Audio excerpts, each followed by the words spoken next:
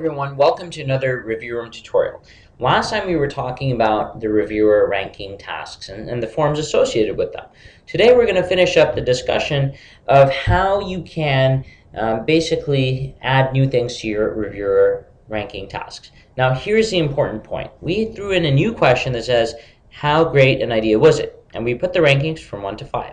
Previously we had 6 criteria, each going from 1 to 5. So previously the total score was out of 30. Now the total score is going to be out of 35 because we added an additional 5 points. Now let me show you something different. Let me click on bulk and go the opposite. Let's give this grades A, B, C, D, E, right? And press OK. So now this is what this looks like. And as a matter of fact, I can even change the display, and let's make this horizontal, right? So now what is the score going to be for B? Well, the score for B is by default going to be 2, because in fluid surveys, by default, the first choice always has a score of 1, second choice always has a score of 2, third choice always has a score of 3, and it keeps going like that. However, let's say that for whatever reason, for choice B, you want to give it a score of 10. That's no problem. If you give it a score of 10 like that, then from now on this will be a score of 10. So you could do things like, go back and let's make it 10, 20, 30, 40. If you do that, by default, if you don't change anything, the first one's a score of 1, second one's a score of 2. But if you want to change it like that, you could call this a score of 10. This could be a score of 20. This one can be a score of 30. Right, and then the next one can be a score of 40. So there you go. Now the other thing that's important to note is that text response questions are not going to have scores.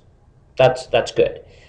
The other question types to pay attention to are the checkbox questions, which is also commonly used. Checkbox questions, again, don't have scores. So do not use checkbox questions if you're going to be talking about scores. Okay, now the most common mistake to avoid is in this particular type of question, if you had this in the reverse way. So let's call it 5. Some people put 5, 4, 3, 2, 1 in terms of their scores, for example. If you don't change anything, even though your first choice says 5, that's going to be associated with a score of 1. And obviously you don't want that, so if you're going to be putting in that order, you have to click on it and manually give it a score of 5, because otherwise, if you don't change anything, it's going to be a score of 1. Okay, so that's the most common mistake to avoid in ranking.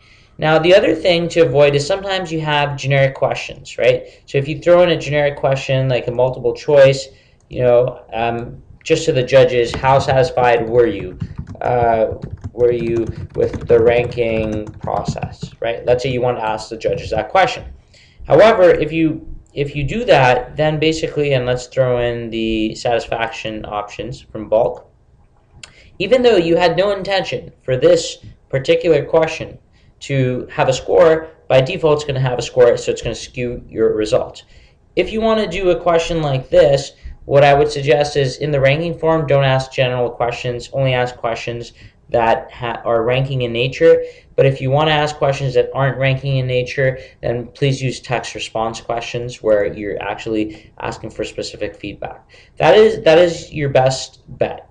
Now, it is true that you could take this question and give a score of 0 to all of these options. However, we don't really recommend that, and it's just best to, if you don't want a score associated with the question, just give it a basic text response type question.